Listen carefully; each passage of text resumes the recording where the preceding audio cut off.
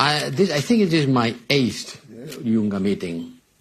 And some days ago I was at my old university in Stanford, in California, delivering a lecture. And the dean, when he introduced me, he said, Mr. Borrell is one of our scholars 50 years ago. And then I was a little bit astonished by the fact that it was 50 years ago when I had the great pleasure of being studying at Stanford. And now here am I in New York in difficult times. Difficult times which are marked by the return of interstate wars that we thought it was over. Yes, there are wars, but they are not interstate wars. Seen from an European perspective, this is a big news. And then there is the proliferation of civil wars and the multiplication of tensions in the Sahel, South China Sea, Sudan, Yemen, and many other spots devastated by misery, by strife, and by war. I've been recently in the Red Sea, the Red Gulf, in front of Yemen, in Sahel. Everywhere where you have a look, you found the same thing. You found wars, you have fights, misery, and people trying to escape. Hundreds of thousands of people trying to escape. And in the face of these situations, the capacity of external players, as we are, it tends to decrease. I have to recognize it. Our capacity to influence these events decreases. And when people ask me, what are you going to do? In some cases, I have to have the humility to say, well, what can I do in order to stop the civil war in Sudan? Very little. This is a reality for us, for the Europeans, but also for you, for the US. We play a crucial role in Ukraine, yes. Without us, without you, and without us, Ukraine would have to surrender. They are still fighting. But we cannot determine the outcome. I was in Kiev, and I saw the Russian tanks destroyed at 8 kilometers of the Ukrainian parliament. 8 kilometers, the first tank, with the last tank, arrived and was destroyed. 8 kilometers is about 20 minutes. So 20 minutes later, and the tank would have been in the Ukrainian capital. But we cannot determine which is going to be the final solution for this war. We have a significant leverage in the Middle East, but we have been unable to bring about a ceasefire in Gaza. Impossible. President Biden announced, I don't know how many weeks ago, I have a plan. I have an Israeli plan. Still not agreement. We have been unable to prevent the extension of the Israeli-Iranian conflict to Lebanon. Because what's happening in Lebanon is exactly that, an Israeli-Iranian conflict, keeping the Lebanese society kidnapped by this conflict. Well, what do we, Europeans, stand? Where do we stand in relation to these very worrying realities? To start with, let me try to explain what Europe is. I know you know. Or maybe you don't know. Europe, what is Europe? Well, I'm talking about the European Union. And above all, I want to recall you our relationship with power. Because often it is misunderstood or misinterpreted what the European project means historically. It was built against the idea of power. That's a fundamental point, which makes the idea of power a very new idea for the Europeans today. It was an old idea for the former generations of Europeans who were fighting against each other for centuries. We fought so much among us that finally we decided to stop doing it and make peace. And the European project was founded on the idea of peace, exchange, cooperation, interdependency, vanishing borders, sharing the same currency. This was the idea of an institution building that started with the Treaty of Rome, 57. But this moment, Rome, 57, came after the Suez debacle, when France and Great Britain were forced to withdraw their forces from the Channel and go back home under the pressure of the United States and Soviet Union, who tell us, finish, colonial wars are over, stop it, go back home. Then I think that the French and the Britons understood that they had to put aside the idea of war. Then it came the Russia crash in Budapest that made the Germans to understand that the Russians were there to stay and to try to build a union, putting defense and security on the hands of NATO, it means United States. But today this situation has become untenable. And one way or another, Europe is again obliged to think about power. And my job is not just foreign policy, it's foreign security and defense policy.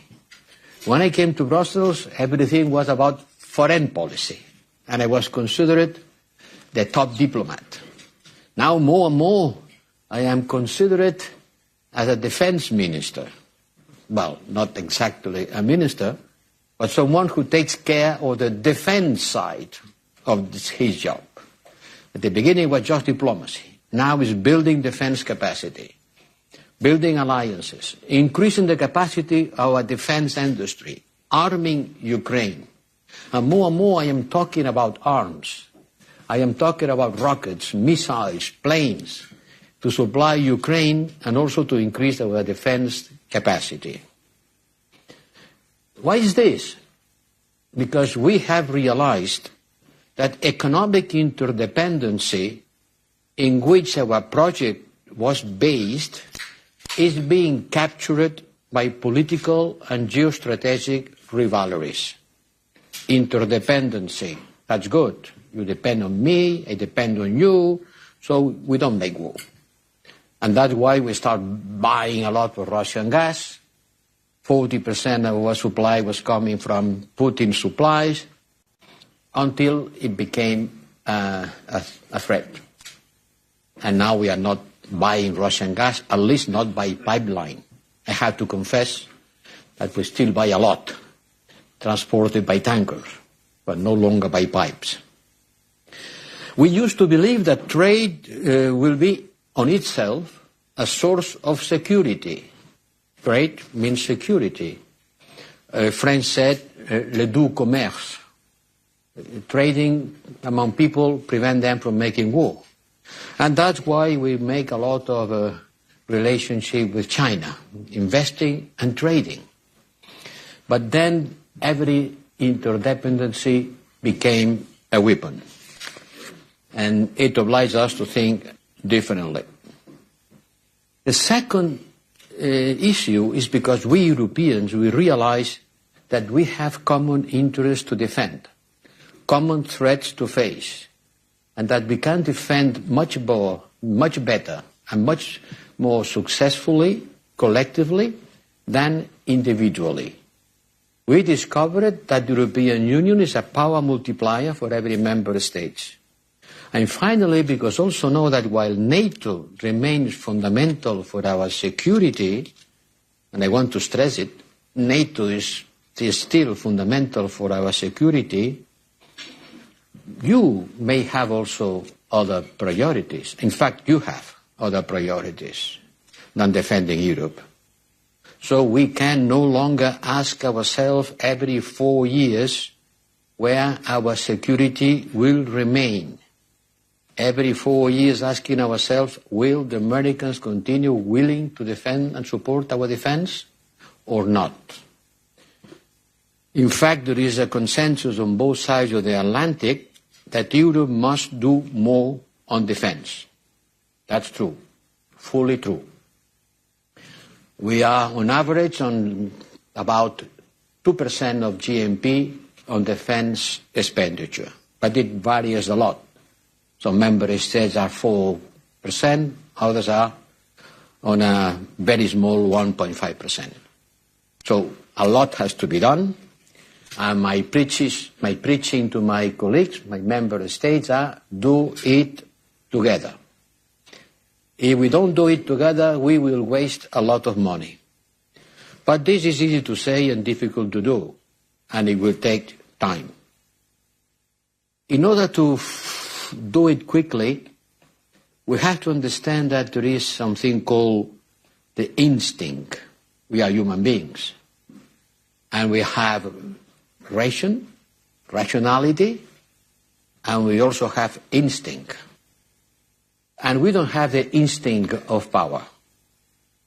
The instinct of power comes from the sense of danger, by feeling threat, by fear. Until now, we didn't have this feeling. Go to Israel and you will see how people are afraid. I was having a meeting with the families of the hostages. I understand they are afraid and they feel fear. As long as the danger is not effective and the threat is not materialized, power remains an abstract, something abstract. When the fear materializes, then power becomes a reality. Better becomes a reality. And you start thinking in terms of power when you feel the heat of war or the heat of the threat. And that's why the war in Ukraine has transformed Europe. Has made us to be in touch with power for the first time since the Second World War. Danger, threat, fear have materialized in an indisputable way. I will always remember the day in which at 6 o'clock in the morning my phone rang and a voice on the other side told me they are bombing Kyiv. Oh, they are bombing Kyiv. And Kyiv is not very far away from the Polish border. Yes, Russia invaded a European country. And what is important is that the brutality of the Russian invasion helped us to uniform our perception of the threat. Whereas until the Russian threat had not the same meaning in Riga that in Lisbon. Certainly not. Geography matters, and matters a lot. If you go to Riga, the Russian threat is there, especially because many people in the Baltics has been deported to Siberia a couple of times on their generation. Something that has never happened in Madrid. This war has changed a lot of things. Which things? 3 things. First, the war in Ukraine has forced us to tackle the issue of the use of force in Europe and the need to adjust to this challenge. As I said, we come from very far away from the idea of power. We were a benevolent soft power. Now we are a hard power in the making. It's going to take a long. We will not be a superpower as you are, but let's try to be a power. Let's try to have the capacity to mobilize our troops all together. We are a power in the making because we want to have a certain capacity to coerce our foes directly or indirectly. And for the first time, we have granting military aid to Ukraine. And believe me, it's not negligible. I was listening the other day, one of the US candidates saying, oh, the Europeans are not doing their part. Well, if I add up all we are doing for Ukraine, military, economically, financially, humanitarian, it's more than you. It's more than 130 billion euros. Yes, the military side is smaller, but it is still 45 billions, which is not negligible. Certainly without the US, Ukraine would not be able to resist. But it's not negligible, 45 billions on military support. And we have decided to make Ukraine a candidate to be a member of the European Union. This was unthinkable before the war. Now we are granting a colossal support to Ukraine, taking 5 million refugees. And we have reduced our energy dependency on Moscow, which was maybe sure too big. I will have to repeat that it is certainly not enough, but power can only be built gradually. This war remains an asymmetric war. Before the war, Russia was the number 4 country in the world by the size of their military expenditure, 4. And Ukraine was the 37th. So the imbalance was quite clear. It's still very much unbalanced. But I've been in Kiev. I've been in a factory of drones, in the underground of a building, and I see these people inventing and building 500 drones per day. 500 drones per day. They are like a small pizza, like this, no bigger than that. They can fly about 50 kilometers. They can transport 3 kilograms explosive capacity. They cost about 500 euros. With that, they can destroy a tank. And thanks to this kind of new arms that they are developing, they have resisted. We don't allow them to use our arms in order to hit Russia inside Russian territory. I don't agree with this prohibition, but it's the fact. No, here is a rocket, here is a missile, but you cannot use inside the Russian territory. But the Russians are attacking them from inside the Russian territory. But they are able to produce missiles that can reach a target at 500 kilometers, even at 1,000 kilometers. And the other day they were able to destroy an ammunition depot at 700 kilometers from the border, using their own missiles produced by themselves, provoking an incredible explosion, 3 degrees on the Richter scale, and saving a lot of lives. I think that we have to support Ukraine more and quicker. We have to establish a military balance, because Putin will not go to the negotiation table unless he believes that he is losing. We have to give Ukraine an economic and strategic power in front of Russia and let them to decide what it is or not acceptable. But we have to support them, because without us, without you and us, Ukraine will have to surrender in a couple of weeks. In spite of all, they are strongly dependent on our support. The second challenge we had is the war in Gaza. Following the horrific massacres committed by Hamas on October 7. I know well the region. When I was young, I was volunteering in a kibbutz near Beersheba. And there I found my first wife. By the way, the same day that the Americans reached the moon. So I know the region. My son has studied at the Hebrew University in Jerusalem. I am not Jewish. Neither my wife was a Jew, was a volunteer as me. But I know the region. I've been traveling a lot about on this part of the world. I know there is a complex historical issue. There are 2 people fighting for the same land.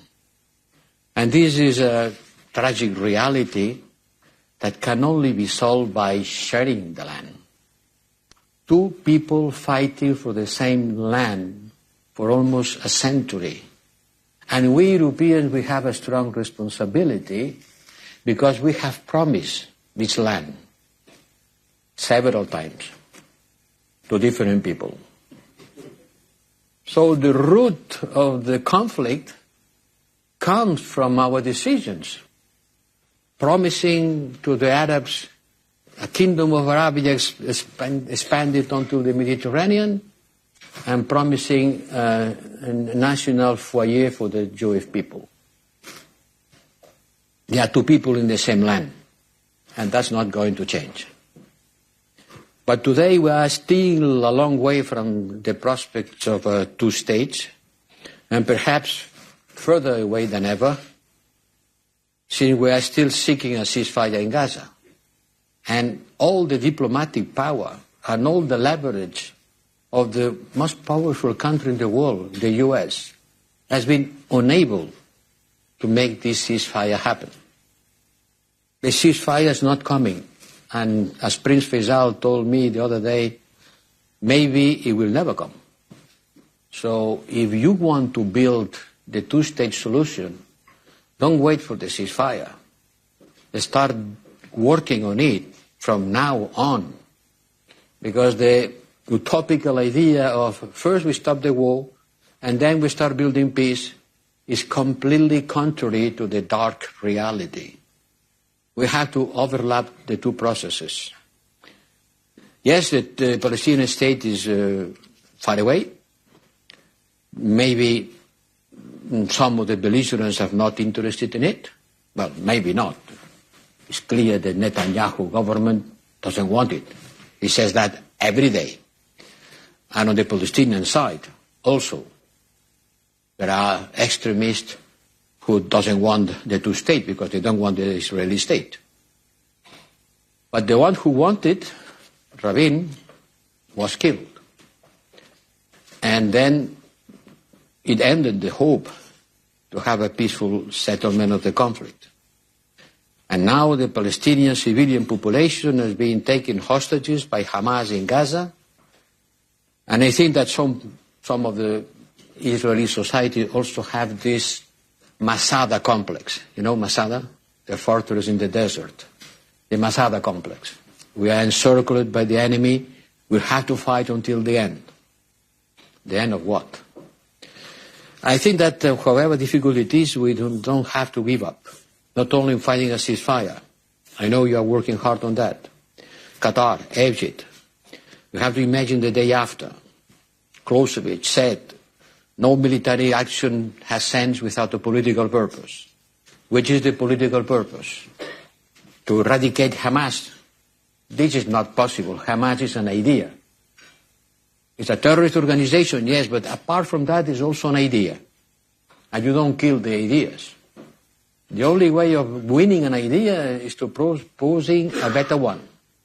If you propose a better idea, then the old one can die. But to kill an idea by using arms, this has never happened.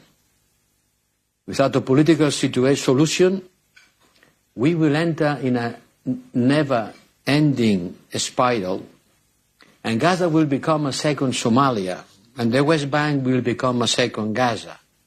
And maybe South Lebanon is also becoming another Gaza, becoming the battlefield of the confrontation between Israel and Iran. And it comes with two major risks.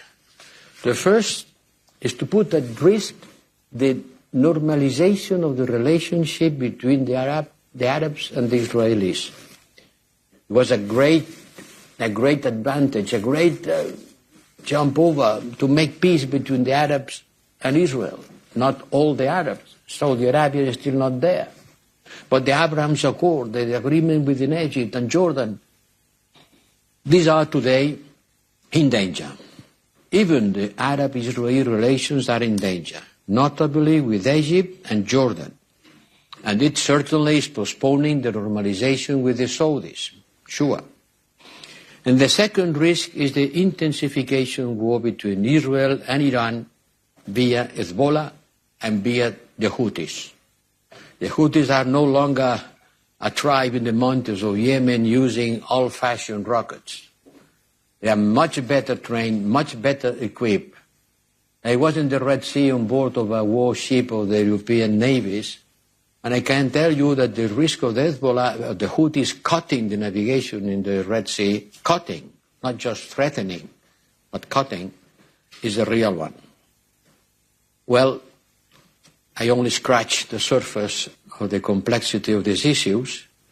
Let me say last word about transatlantic relations. They are good. We share the same values and objectives. We are democratic systems. We are working on a free economic system. We are aligned. No, we are allies, but not always aligned. Maybe we have different opinions, and that's perfectly normal. Europe needs the US, and the US needs Europe. And I think that you have an interest in having a strong and sovereign Europe on your side. And that's why I know on the last month, and when I talk about the strategic autonomy, something that the Americans were listening with a certain reluctancy. Oh, strategic autonomy, what do you mean by that? Now they look at that with a positive approach. Oh yes, develop it. Be strategically autonomous, because it means that you will have a stronger capacity by your own. And this makes sense when the United States takes on board the idea that our strength will make NATO strengthen, and we are reinforcing each other. To summarize, we are living in a world with a global South, which is not against the West, but there is a new West, US, Europe, Canada, Japan, Korea, and Australia. There is a new East, China, Russia, and North Korea. And just certainly there is a global South. And this is what we have been discussing this week at the United Nations General Assembly. This is the new landscape of the world. And in this new world, Europe will have to learn to navigate. And I thank you a lot for your attention.